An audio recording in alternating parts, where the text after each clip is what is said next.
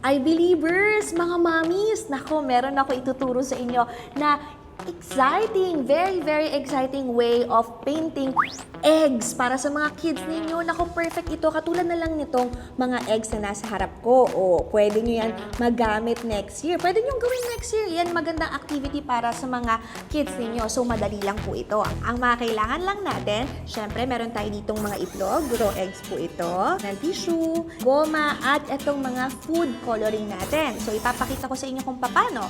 So, eto, meron akong hinanda dito. Ang ginawa ko lang dyan ay yung itlog, binalutan ko ng tissue at saka tinalian ko ng goma dito. So, napag-isip-isip ko na gusto ko ng color, ano to? Yellow. Etong color, yellow. So, ang gagawin lang natin, magdadrop lang tayo dito. Yan. Kita niyo? So, kailangan lang mapuno natin yung ating itlog, itong surface na to. So, kung makikita nyo, kahit patak-patak lang yan, kumakalat po yung kulay.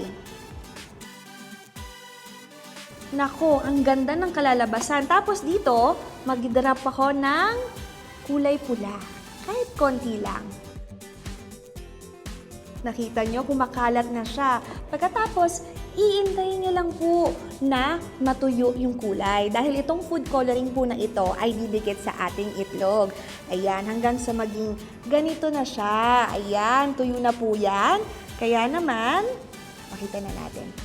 Tanggalin na natin ang ating tissue dito. Buksan natin. Tingnan nyo. Oh! Sobrang cute ng kulay! Wow!